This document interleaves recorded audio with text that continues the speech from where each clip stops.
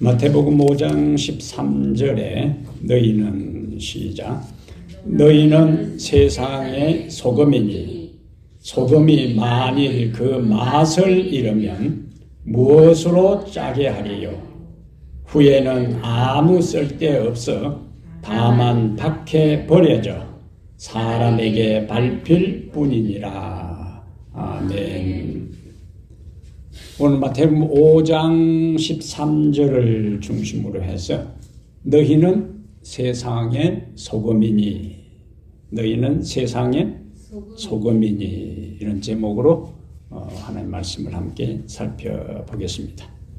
사람들뿐만 아니라 무릇 생명활동을 하는 동물들은 모두 소금을 필요로 해요.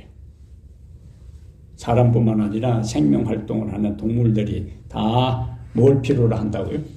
소금을 이제 필요로 하는데 종종 우리가 유튜브에서 보면은 야생 염소들이 절벽에 붙어 있는 섬에 나오는 그 소금기를 먹기 위해서 소금을 핥기 위해 암벽을 기어 오르는 것들이 이제 종종 있어요. 야생 염소들이 아주 아슬아슬한 암벽을 타고 올라서 그 바위를 핥는 것을 보게 되죠. 염소가 다른 풀들을 뜯어 먹더라도 염소에게 꼭 뭐가 필요한가? 염분이 이제 필요해서 그래요. 그래서 우리가 염소 하는데 염소라는 말의 어원이 어디에 왔을까? 재밌는 그 설명들이 소금을 좋아하는 소다. 염소. 제가 이 설교를 준비하면서 여러 자료들을 보는 가운데 염소가 소금을 좋아한다. 소금 염자를 써서 소금을 좋아하는 염소. 집에 염소를 키울 때는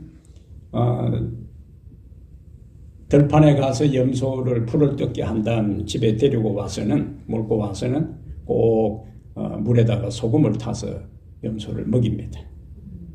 야생 염소는 제가 알아서 먹고 집에 키우는 사육하는 염소는 사람이 인위적으로 주는데 결국에 동물들 일반 육식 동물들은 다른 동물들을 잡아먹으면서 다른 동물들 피에 있는 염분을 간접적으로 섭취하니까 육식 동물들은 따로 소금을 안 먹어도 되는 거예요.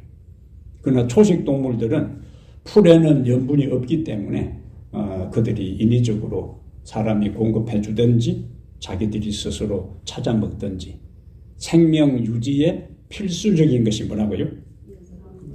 염분이다 하는 겁니다. 그래서 이 야생 염소나 사냥들이 제대로 염분 섭취를 못하면은 이 이빨과 발톱이 약해져 가지고 발톱이 그냥 빠져버리기도 하고 이빨이 그냥 빠져버리니까 그들이 생존할 수가 없는 거예요. 그러니까 그 위험을 무릅쓰고 절벽을 기어오르면서 그 염분기가 있는 걸 본능적으로 찾아서 핥아 먹는 겁니다.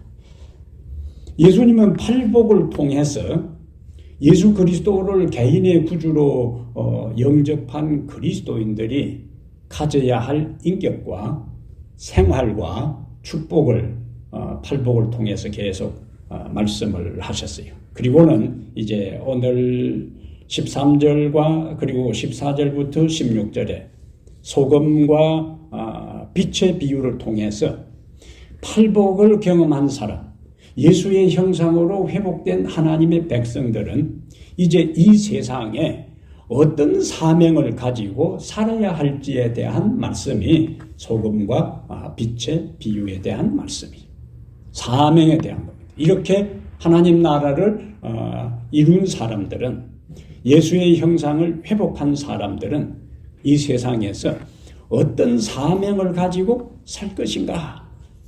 사명에 대한 말씀이 소금과 빛에 대한 말씀이.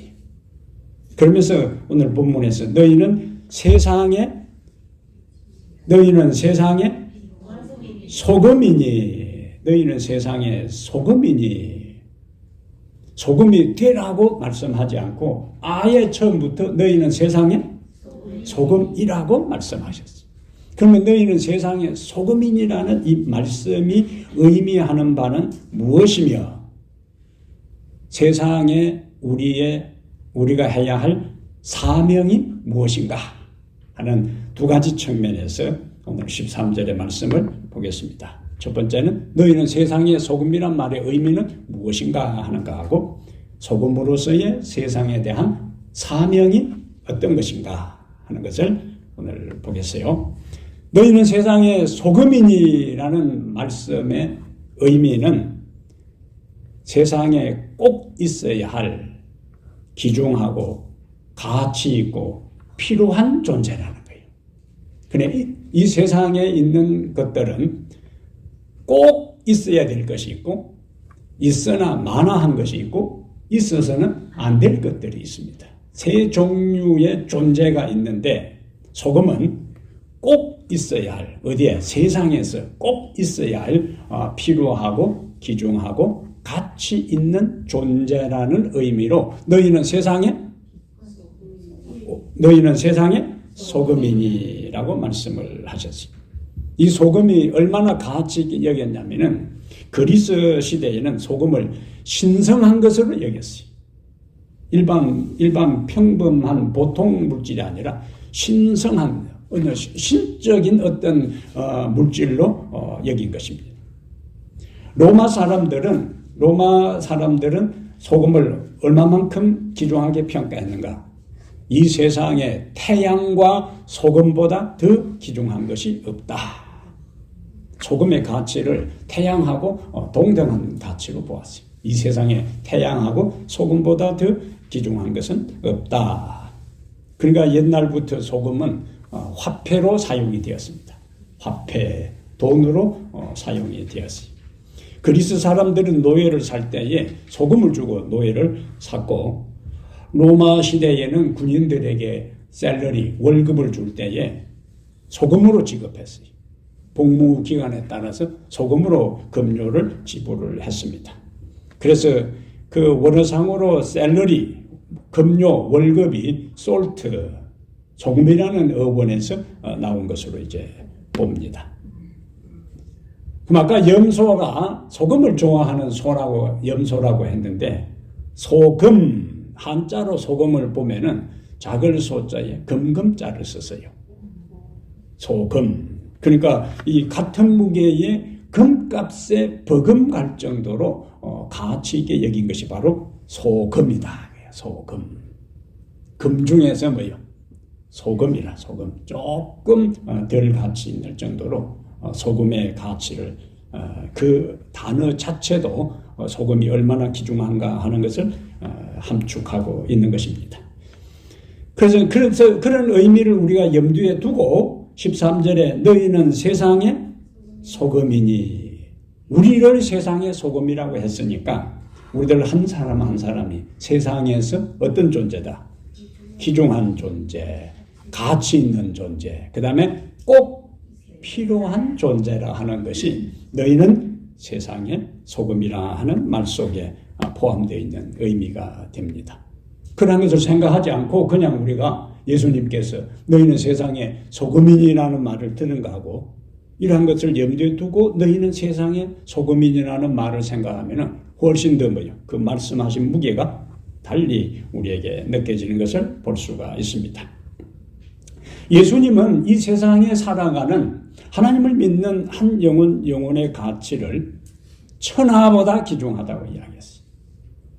천하보다. 천칭저울에 온 우주를 여기다가 두고 우리 한 사람을 여기에 둘 때에 균형이 오히려 우리가 더 무게가 무거울 정도로 천하보다 더 귀한 존재로. 그래서 마태복음 16장 26절에 사람이 만일 온 천하를 얻고도 천하를 얻고도 제 목숨을 잃으면 무엇이 유익하리요? 온 천하를 얻고도 자기 목숨을 잃으면 무엇이 유익하리요? 사람이 무엇을 주고 제 목숨을 바꾸겠느냐? 예수님의 의도한 말씀의 의도는 온 천하보다 더 중요한 것이 뭐라는 거예요? 자기 목숨이래요. 자기 존재. 한 사람의 생명을 천하보다 더 귀중한 것으로 여긴 것입니다. 그래서 예수님께서 이 세상에 온 인류의 죄를 위하여 오셔서 십자가에 달려 돌아가셨는데, 실물교회는 이 세상에 단 한 사람의 죄인이 있었다 할지라도 예수님께서는 그 단 한 사람을 구원하기 위해서 절겨 십자가를 졌을 것이다, 그렇게 표현한 거예요. 단 한 사람의 죄인이, 나머지 모두는 다 의인이고 단 한 사람의 죄인이 있었다 할지라도 그 한 사람을 위하여 예수님께서 마지못해서 억지로가 아니라 절겨 십자가를 졌을 것이라는 표현은 우리들 한 사람 한 사람의 가치가 하나님의 눈에 얼마나 존귀하고 귀중하고 값진 존재인가 하는 것을 우리에게 깨닫게 해주는 말씀이에요. 사람이 자신을 어떻게 보느냐 하는 것을 우리가 자아상이라 그래요. 자아상. 자신의 존재, 자신의 가치, 자신의 역할을 어떻게 느끼고 생각하느냐 하는 것을 뭐라고 부른다고요? 자아상. 근데 이 자아상에는 긍정적인 자아상이 있고 부정적인 자아상이 있는데, 긍정적인 자아 형성이 인생을 살아가는데 굉장히 중요한 요소로 작용하는데, 그 긍정적인 자아상의 출발은 하나님이 나를 어떻게 평가하고 하나님이 나를 어떤 존재로 인식하고 이해하고 평가하느냐에 의해서 자신의 존재 가치에 대한 이해가 달라지게 되는 거예요. 긍정적 자아상의 출발은 하나님이 나를 어떤 존재로 여기는가. 그런데 이미 보니까 너희는 세상의 소금이라 그랬고 온 천하보다 더 귀중한 존재로 우리를 하나님께서 평가하시니까 누가 뭐래도 나는 뭐요? 이 세상에서 귀중한 존재, 가치 있는 존재, 있으나 마나한 존재가 아니라 꼭 있어야 할 존재로 자기 자신을 이해하고 인식하고 느끼고 평가하고 받아들일 수가 있어요. 긍정적인 자아상이 그리스도인이 된다 하는 것의 중요한 요소는 내가 하나님 앞에 어떤 존재다, 가치 있고 귀중한 존재다. 이거는 절대적 존재예요. 그러니까 다른 사람하고 비교해 보니까 내가 저 사람보다 더 낫구나, 그게 아니. 참된 긍정적인 그리스도 안에서 참된 긍정적인 자아상을 가진 사람은 다른 사람과 비교해서 자신의 가치를 인정하고 이해하는 것이 아니고, 다른 사람과 상관없이 하나님과 나 사이에서 하나님이 나를 어떻게 평가한다, 가치 있고 귀중하고 긍정적인 존재로 평가합니다. 이런 사람이 인생을 살아갈 때는 적극적으로 인생을 살아가요. 이러한 사람이 인생을 살아갈 때는 하나님에 대해서도 긍정적인 생각을 갖고 다른 사람에 대해서도 긍정적인 관점을 갖고 살아갑니다. 자신이 소중하고 귀중한 존재임을 깨달은 사람만이 비로소 다른 사람도 어떤 사람으로, 내가 귀중한 것만큼 그도 귀중하고 꼭 하나님 앞에 중요한 존재라는 사실을 인정할 수가 있어요. 자신의 존재 가치를 인정하지 않는 사람은 다른 사람도 무시하는 겁니다. 그래서 그리스도인의 삶의 모습은 내 가치를 알고 다른 사람의 가치도 인정하고, 내 가치를 아는 사람이 다른 사람의 가치도 인정하고, 그것을 알 때에 비로소 다른 사람에게 함부로 말하고 함부로 처신하고 함부로 행동하지 않아요. 왜? 그도 하나님이 보시기에 어떤 존재니까? 귀중한 존재니까. 이것이 그리스도인들이 인생을 살아가는 중요한 가치 철학입니다. 이러한 사람은 인생을 살아가면서 어려움에 직면한다 할지라도, 시련에 맞닥뜨린다 할지라도 자신의 삶을 비관하거나 의기소침하거나 좌절하거나 주눅들지 않고 하나님이 나를 가치 있게 여기니까 내가 여기서 주저앉을 수가 없다. 하나님께서 다시 나를 이렇게 세울 것이고 하나님께서 나를 앞으로 전진하게 할 것이고 하나님께서 나를 회복시킬 것이라는 확신 속에 인생을 살아갈 수가 있습니다. 그러므로 너희는 세상의 소금이다 라고 했을 때 내가 하나님 앞에 귀중하고 소중한 존재, 필요한 존재임을 알고 자신을 긍정하고 다른 사람을 긍정하고 적극적인 자세로 당당하게 인생을 살아가는 새로운 다짐과 결심이 오늘 여러분들에게 있게 되기를 바랍니다. 이렇게 하나님께서 우리를 소중한 존재로 인정해 준다면 이제 우리가 세상의 소금이라고 했으니까 이 세상에서 우리가 뭔가 해야 할 사명이 있는 거예요. 하나님께서 그냥 우리를 너는 소중한 존재야, 가치 있는 존재야 라는 단계로 끝나지 않고 꼭 필요한 존재라고 했으니까 이 세상에 우리가 해야 할 무엇이 있다? 역할이 있고 사명이 있다는 거예요. 너희는 세상의 소금이다 했을 때 그럼 예수님은 무엇을 염두에 두고 우리가 이 세상에 해야 할 역할과 사명 무엇을 염두에 두고 말씀하셨을까? 그것은 방부제로서 부패를 방지하고 살리는 사명이에요. 부패를 방지하고 살리는 역할. 음식물을 보존하는 방법이 요즘은 과학의 발달로 냉장고도 있고 냉동고도 있으니까 음식을 옛날에는 생각할 수 없을 정도로 장시간 보관할 수 있어요. 근데 고대 세계에는 음식을 보관을 하긴 해야 되는데 고기를 보관하긴 해야 되는데 무슨 방법밖에 없었겠어요?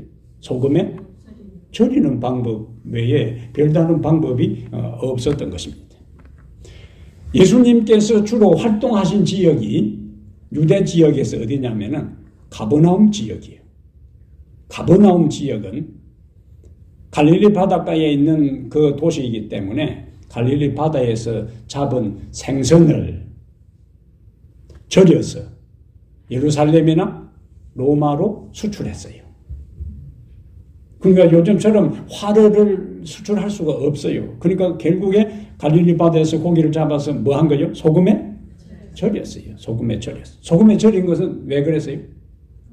상하지 않도록 하기 위해서, 부패를 방지하기 위해서.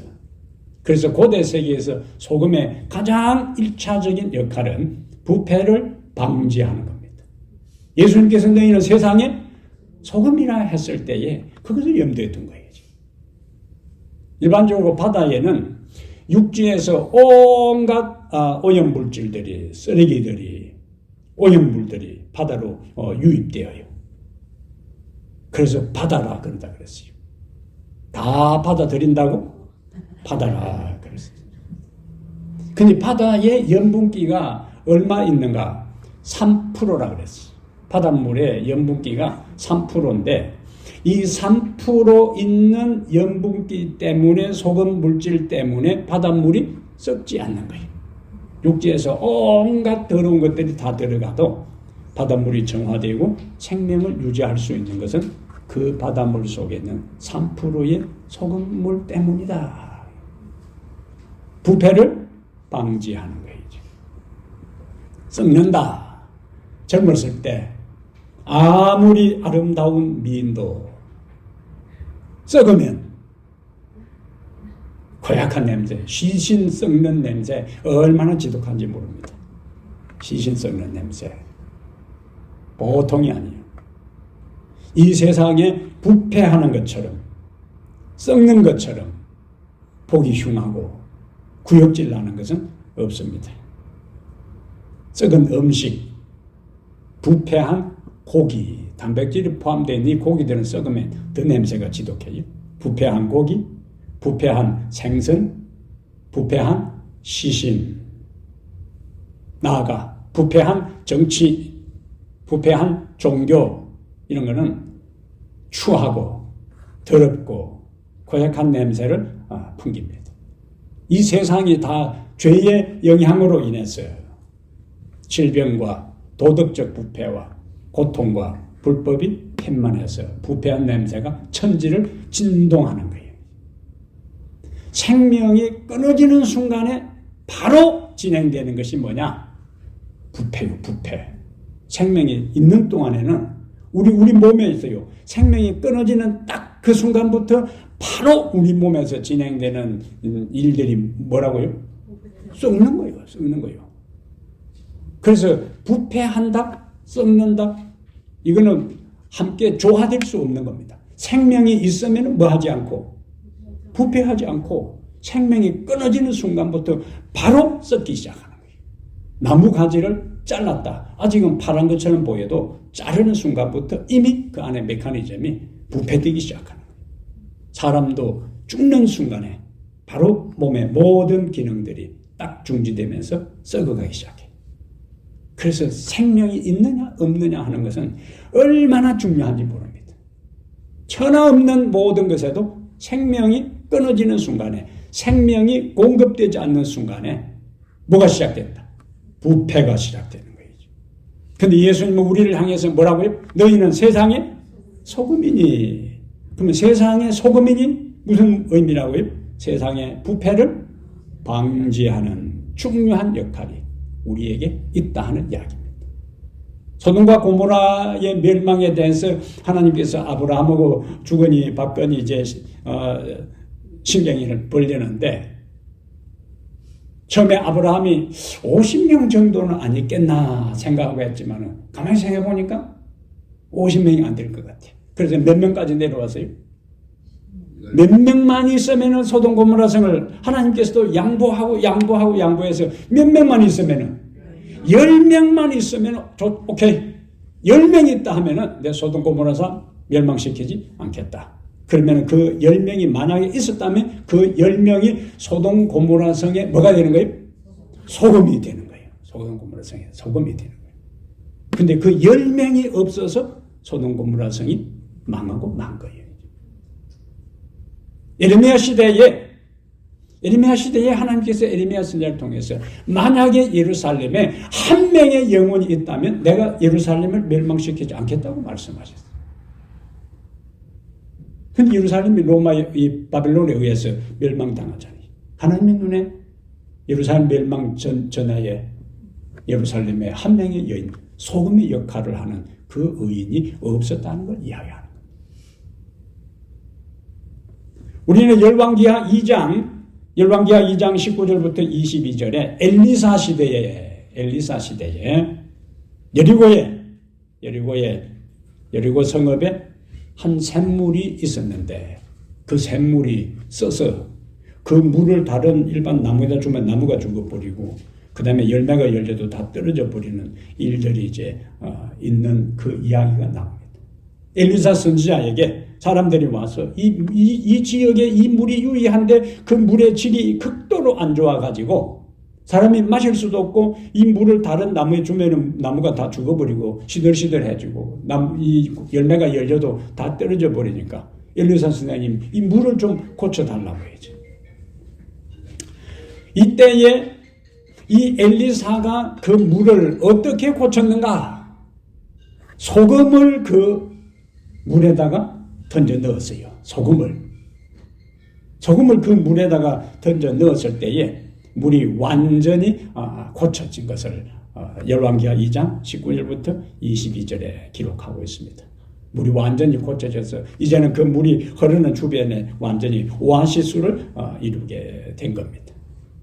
더러워진 샘물, 생명을 상실한 샘물, 주변의 나무를 죽이는 그 샘물이 소금이 그 물에 들어가서 섞여서 녹았을 때에 깨끗하게 되고 이전에 쇠퇴와 죽음만이 있었던 그 샘물에 생명이 넘치게 된 것입니다. 소금이 뭐한 거예요? 물의 부패를 방지하고 그 물에 생명을 공급했어요.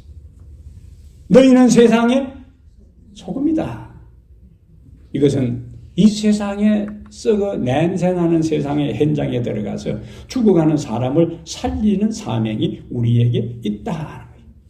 그리고 우리가 살아가는 삶의 자리에서 사회의 중심에서 성실하고 정직하고 양심적으로 우리가 살아가게 될 때에 우리는 소금의 직분과 역할을 감당하게 되는 겁니다. 사람이라 하는 말이요. 사람이라는 우리 말이 어디서 나온 말인가? 삶이라는 말하고 삶이라는 말하고 안다 하는 사람이라 하는 말은 삶이라는 말하고 알미라는 말이 보태져서 사람이라는 말이 된 거예요. 사람은 뭐라고요? 암. 그것은 삶의 목적을 알고, 내가 존재하는 이유를 알고, 내가 무엇을 위해 살아야 할지를 아는 존재가 무엇이라고요? 사람이요. 사람. 그럼 그리스도인으로서 우리의 살아야 할 이유, 존재해야 할 목적이 뭐냐? 세상의 부패를 방지하고 죽어가는 사람을 살리는 그 일이 바로 그리스도인으로서 우리가 해야 할 사명이기 때문에 예수님께서 너희는 세상의 소금이다. 전도를 통한 사람 살리는 일이. 우리의 이 세상에 존재하는 가장 중요한 사명은 사람 살리는 일이고, 그리고 교회를 하나님께서 이 땅에 세운 가장 중차대한 목적도 다른 죽어가는 사람을 살리라는 중요한 사명을 위해서 이곳에 등대를 세운 것입니다. 이런 사명을 알고 세상의 소금으로서 부패를 방지하고 죽어가는 사람을 살리는 그 사명을 감당하며 살아가게 되기를 바랍니다. 예수님께서 또 너희는 세상의 소금이다 했는데 소금에 또 다른 중요한 역할이 있습니다. 우리 주부들이 다 아는 거예요. 뭘까요? 맛을 내는 거예요. 우리 맛에는 네 가지 기본적인 맛이 있는데 그 외에도 여러 맛이 있지만은 단맛, 신맛, 쓴맛, 마지막에 소금과 관계해서 짠맛. 소금은 짠맛을 내는 가장 핵심적인 요소예요. 소금 성분이 결국에 짠맛을 내는 겁니다. 그래서 우리가 음식을 할 때도 간을 본다. 간을 본다. 간을 본다 하는 것도 이게 쓴지 짠지 그걸 잘 보는 거예요. 그래서 아무리 요리를 잘 했다 할지라도 무엇이 안 맞으면 간이 안 맞으면 그 속에 소금이 안 들어가면은 맛을 제대로 낼 수가 없어요. 이 소금이 조금 들어간 거하고 조금 들어가서 적합하게 딱 어울렸을 때 스며들었을 경우하고 맛이 그 전에 하고 완전히 달라지. 콩물 해가지고 그냥 먹을 때하고 소금을 약간 해서 먹을 때하고 맛이 달라져요. 소금이 들어갈 때 완전히 맛이 달라지는 겁니다. 옛날 초등학교 시절에 소풍을 가면은 꼭 엄마가 이제 촌 아이들은 엄마가 싸주는 게 뭐냐? 달걀 삶은 거예요. 소풍 갈 때 항상 필수적으로 오늘 필수 이름 많이 나오는데 소풍 갈 때 필수적으로 엄마가 싸주는 게 달걀입니다. 달걀. 그래서 조금 부잣집 아이들은 500원 하는 담배 한 갑 담임 선생 갖다 주게 하고 그 다음에 다른 거 해주는데 가난한 집의 아이들은 담배 살 돈 담임 선생님 갖다 줄 게 없으니까 결혼을 하면서 요거는 2개는 내가 먹고 3개는 선생님 갖다 드리라. 근데 그 삶은 달걀에 항상 뭐요? 옆에 조그마한 종이 찢어가지고 거기 옆에 뭘 같이 줘요? 소금을 같이 주는 거예요. 소금 먹을 때, 달걀 먹을 때 뭐 하라고? 찍어 먹으라고. 근데 그것이 오늘날 우리 어린 시절이나 지금만 그런 것이 아니고 성경에 가장 먼저 기록된 책이 욥기서인데 욥기서는 창세기보다 먼저 기록된 책이 욥기서예요. 욥기서는 욥이 기록한 것이 아니고 모세가 미디안 광야에 양치는 생활을 40년 하면서 욥기서와 창세기를 기록했습니다. 근데 그 욥기서 6장 6절에 욥기 6장 6절에 싱거운 것이 소금 없이 먹히겠느냐 해놓고 달게 알 흰자위가 맛이 있겠느냐. 그러니까 벌써 욥이 살던 시대에도 계란 삶아서 어디다 찍어 먹었다는 거예요. 소금에 찍어 먹은 거예요. 소금에. 신기하잖아요. 그거는 뭐 동서양에 서로 교류를 해서 한 것이 아니고 계란을 삶아서 소금에 찍어 먹어야 된다 하는 게 공통적으로 사람들이 경험적으로 알던 것이었지. 너희는 세상에 소금이라 했을 때에 너희는 세상의 소금이라는 말은 세상에 뭘 가져와야 한다고? 맛을 가져와야 된다. 사람들이 너무너무 생활이 힘들면은 무엇이 안 난다고? 살맛이 안 난다 그래요. 예? 살맛이 안 난다. 살맛이 안 난다 해놓고 이어지는 말이 뭐냐? 아이고 요즘은 죽을 맛이라 그래요.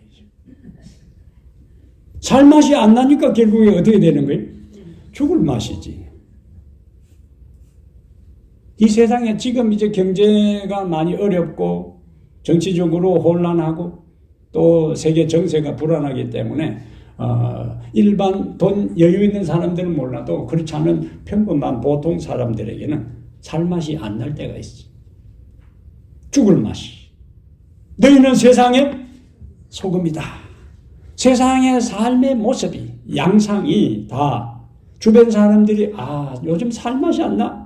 죽을 맛이야 라고 할 때 우리가 살아가는 세상의 한복판에서 사람들에게 죽을 맛이 아니라 살맛이 안 나는 그 사람들에게 살맛이 나게 하는 역할들을 누가 해야 되는가? 그리스도인들이 해야 되는 거예요. 근데 예수를 믿는 그리스도인들이 세상에 살맛을 잃어버리고 죽을 맛이라고 하는 사람들 중에 살면서 자기 스스로 살맛을 못 느낀다면 어떻게 다른 사람에게 살맛 나는 세상을 만들 수 있겠느냐? 사명을 감당할 수가 없는 겁니다. 너희는 세상의 소금이라 하는 것은 내 주변 사람들을 살맛 나게 하는 중요한 책임과 사명이 우리에게 있는 것입니다. 부부가 함께 살아가는 사람들은 남편은 아내로 인하여 살맛이 나고 남편이 아내를 볼 때마다 당신 때문에 내가 살맛이 난다. 아내는 남편을 보고 당신 때문에 내가 살맛이 난다. 그쪽이 남편 없는 분이 많으니까 없는 남편도 없는데 성경에서 그래서 그런 사람들을 위해서 예수님께서 이스라엘 백성들에게 나는 너의 남편이라 그렇게 말씀하셨지. 인간 남편은 없다 할지라도 누구 때문에? 예수님 때문에 무슨 맛이 난다? 살맛이 난다. 예수님을 만남으로 인해서 인생의 살맛을 경험한 사람이 비로소 다른 사람에게 살맛 나는 인생에 대한 것들을 안내할 수가 있습니다. 부모님을 모시고 있는 사람들은 나로 인해서 부모님이 살맛 나고 자녀를 둔 부모들은 우리로 인해서 우리의 자녀들이 우리 엄마 아빠만 보면 우리가 인생에 살맛이 나요. 나로 인해서 우리들 주변의 모든 사람들 내가 당신을 만나기 전에는 당신을 깊이 사귀기 전에는 교제하기 전에는 살맛이 안 나고 죽을 맛이었는데 교회 다니고 예수 믿는 당신을 만나고 난 다음부터 이제 나도 무엇이 생긴다고? 살맛이 난다고. 이렇게 하는 역할이 바로 우리에게 주어진 사명이라는 거예요. 그런 의미에서 너희는 세상의 소금이다. 우리 모든 삶의 영역에서 내가 일하는 현장에서 내가 만나는 사람들에게 당신을 만나니 살맛이 납니다. 당신과 함께 시간을 보낼 때에 나는 살맛이 납니다.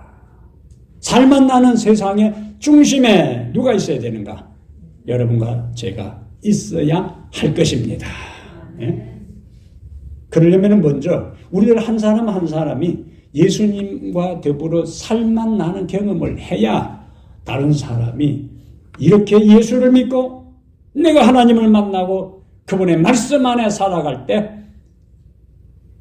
죽을 맛이 아니라 살맛이 난다고 이야기할 수 있고 실제적으로 그 사람이 살아가는 삶의 모습을 보니까 그렇구나 하고 다른 사람이 공감하고 동참하고 살맛 나는 인생의 길에 그들이 들어올 수가 있는 것입니다.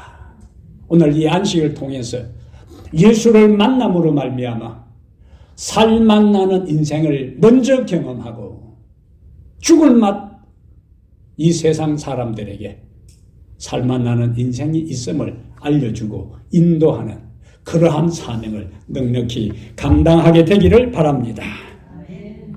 오늘 본문에 보니까 이제 너희는 세상의 소금이니, 그 다음에 무슨 말씀을 하셨냐면은 이제는 사명을 이야기해놓고 소금이 만일 그 맛을 잃으면 무엇으로 짜게 하리요.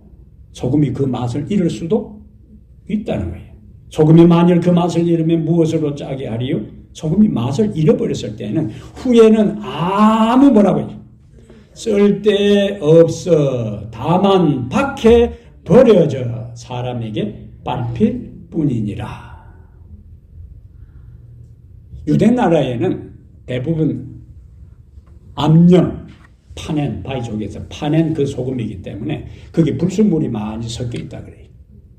그래서 그걸 정연해서 일부의 실제적인 소금은 사용하고 나머지들은 버리는데, 이것을 일반적인 밭에 버려놓으면 너무 짜서 식물이 자랄 수가 없으니까 거기서 진짜 소금만 채취한 다음에 나머지들은 길바닥에 버렸다는 거예요. 그러니까 예수님께서 만일 소금이 그 맛을 잃으면 무엇으로 짜게 하리요? 후에는 밖에 버리고 지나가는 사람이 밟힐 뿐이라는 말씀을 하셨을 때 그 예수님의 말씀을 듣는 청중들은 생생하게 그 의미를 이미 이해하고 있었어요.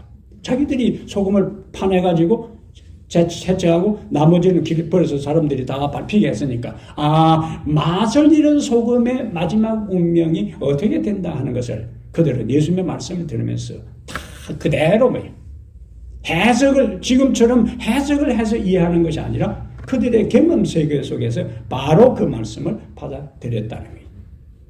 소금이 맛을 잃었다. 너희는 누구냐? 너희가 누구냐? 마태복음 5장 3절부터 지난 시간 12절까지 팔복의 진리를 깨닫고 그 말씀을 실천하고 그리스도의 모습으로 변화되어 살아가는 참된 하나님의 형상으로 회복된 그리스도인들이 너희는 해당되는데, 맛을 잃었다는 것은 그리스도인으로서의 본질을 상실했다는 이야기. 그리스도인들의 특징을 다 잃어버렸다는 거예요. 그러면 사명을 감당하기는커녕 역할을 수행하기는커녕 도리어 세상 사람들에게 비난의 대상이 되고 조롱의 대상이 되고 비웃음의 대상이 될 수밖에 없는 것입니다. 그래서 신앙을 한다고 하는 사람들이 잘못된 삶을 살면은 교회 다니는 사람이 왜 그래? 이렇게 이야기하는, 교회 다니는 사람이 왜 그래? 하는 그 자체가 벌써 교회 신앙생활을 하는 사람들이 본질을 상실할 때에 사람들의 비난과 비웃음의 대상이 된다는 것을 경고하는 것입니다. 오늘 우리는 이 시간에 진지하게 한번 생각을 해봐요. 내가 지금까지 예수를 믿고 지금까지 살아왔는데 나는 과연 소금으로서의 그 정체성을, 짠맛이라는 정체성, 하나님의 말씀에 기본을 두고 살아가는 재림신자로서의 그 특성을 가지고 있는가? 내 삶은 세상 사람들과 구별된 삶을 살고 있는가? 내 삶은 다른 일반 그리스도인들과 차원이 다른 신앙생활을 하고 있는가? 우리들 자신들을 살펴봐야 하는 거예요. 왜냐하면 예수님께서 너희는 세상의 소금이라는 소금의 역할만 하라고 말씀하지 않고 무엇을 경고했는가? 그 맛을 잃는 것에 대해서도 경고를 하고 그 맛을 잃고 사명을 감당하지 못할 때는 아무 쓸데없어 다만 밖에 버리고 사람에게 밟힐 뿐이라고 경고했기 때문에 세상의 소금이라고 자부하고 하나님이 말씀하신 우리들 자신들이 어떤 상태에 있는가? 별다른 세상 사람들하고 교회 나온 것 외에는 다른 사람하고 별 차이가 없는가? 안식일에 교회 나온 것 외에는 다른 교인들하고 별 차이가 없는가? 생각해 봐야 된다는 거예요. 왜냐하면 본질을 상실하면 뭐한다? 버림을 받기 때문에 그렇습니다. 제7안실 예수 재림교인에게 주어진 정체성, 가장 핵심적인 그것은 안식일과 재림이요. 제7일 안식일 예수 재림교회. 안식일은 시작에 대한 거예요. 창조를 기념하는 거예요. 재림 끝에 대한 이야기. 제7안실 예수 재림교회는 세상이 어떻게 시작되었으며 누가 세상을 창조했으며 그 다음에 그 세상 역사가 언제 누구에 의해서 어떻게 끝날 것을 아는 존재가 제7안식일 예수 재림교인들이에요. 시작을 알고 뭘 안다고요? 끝을 아는 사람이. 안식일은 우리의 정체성을 보여주는 겁니다. 하나님의 백성의 충성의 시금석이 됩니다. 안식일은 안식일 11조 에덴 동산의 선악과 같은 개념이에요. 동산 중앙에 있는 각종 실과의 열매는 네가 마음대로 따먹되 선악을 알게 하는 나무의 실과는 먹지 말라. 하나님께서 그것은 금지했어요. 11조 10의 9는 너의 필요를 위해서 사용하지만은 10분의 1은 여호와의 것이니 하나님께 바쳐라. 같잖아요. 엿새 동안은 힘써 네 모든 일을 행할 것이나 제7일은 너의 하나님 여호와의 안식일인저 아무 일도 하지 말라. 같은 개념이에요. 안식일은 우리의 필요를 위해서 사용하는 날이 아닙니다. 에덴 동산의 선악과를 건드리지 말아야 하는 것처럼 11조를 건드리지 말아야 하는 것처럼 일주일 중에서 안식일은 우리의 필요를 위해서 내가 함부로 사용해서는 안 되는 거예요. 그것은 하나님의 것이라고요. 제7안식 예수 재림교인으로서 안식일과 재림에 대한 사상, 기다림, 역사의 끝날에 세상에 하나님의 백성으로 바르게 살아온 사람들을 구원할 끝날에 대한 것이 재림교인으로서의 정체성인데 과연 내가 안식일의 소중함과 엄숙함과 중요성을 얼마만큼 인식하고 내가 금요일 해질 때부터 토요일 해질 때까지 구별하여 지키고 있는가 하는 것을 진지하게 살펴봐야 하는 것입니다. 그렇지 않으면 맛을 잃은 소금이에요. 우리는 소금은 둘 중에 하나예요. 짠기를 가진 염기를 함축하고 있는 소금으로서의 본래 역할을 할 수 있는 상태에 있든지 맛을 잃은 소금이든지 둘 중에 하나입니다. 우리가 우리의 정체성과 우리의 사명을 망각하지 않고 재림교인으로서의 안식일과 재림에 대한 확실한 성경적 가르침을 따라 살아갈 때 역사의 마지막에 마지막 주자로서 세상에 영향력을 행사하고 세상에 살맛 나는 세상이 다가오고 있음을 알릴 수 있고 세상에 예수 그리스도의 마지막 주자로서 구원의 기배를 전파할 수가 있는 것입니다. 맛을 잃은 소금은 아무리 넣어도 음식에 맛을 낼 수가 없고 맛을 잃은 소금은 아무리 많아도 그것은 부패를 방지할 수가 없습니다. 하나님은 얼마나 많은 사람들이 교회에 앉아 있느냐를 가지고 평가하는 것이 아니라 얼마나 맛을 잃지 않고 소금 본래의 기능을 함유하고 있는 사람들이 교회에 있으며 그들이 그들의 삶의 자리에서 세상에서 빛과 소금의 직분을 감당하고 있는지를 하나님은 보시는 겁니다. 사람이 보는 거하고 하나님 보는 게 달라요. 하나님은 머리수를 보는 게 아니라 그 내면을 보시는 거예요. 누가 하나님의 백성으로서 소금의 역할을 하고 있는가 하는 것을 보는 겁니다. 나는 지금 어떤 상태에 있는가? 나는 지금 어디에 속한 존재인가? 소금인가? 맛을 잃은 소금인가? 두렵고 떨림으로 오늘 예수님이 경고한 것처럼 맛을 잃으면은 밖에 버려져 사람에게 밟힐 뿐이라고 했던 것처럼 맛을 잃은 소금이 아니라 사명을 감당할 수 있는 요소, 정체성, 그 역할을 감당할 수 있는 하늘의 능력을 가지고 인생을 살아가기 위해서 다시 한번 결심하고 돌아가게 되기를 바랍니다. 그러므로 여러분, 우리들 모두는 예수님께서 세상의 소금이라고 했어요. 우리의 존재 가치를 지중한 것으로, 우리의 존재 가치를 이 세상에 있어야만 한 존재가 아니라 소중한 존재로, 꼭 필요한 존재로 우리를 인정해 주셨어요. 무엇을 위해서? 사명적 존재로서 세상의 부패를 방지하는 존재로서, 그리고 예수 그리스도를 사람들에게 소개해서 살맛 나는 인생으로 사람들의 삶의 질을 바꿔놓을 수 있는 사명을 우리에게 주셨습니다. 이 사명을 가진 존재로서 다시 한번 내 가치를 인정하고 확신하고 부패를 방지하고 살맛 나는 세상을 만드는 귀한 그 사명을 넉넉히 감당하는 하나님의 귀한 백성들 되시기를 간절히 바랍니다. 아멘. 하나님, 우리 아버지, 예수 그리스도를 통하여 우리의 존재가 세상의 소금이라고 말씀해 주시니 감사합니다.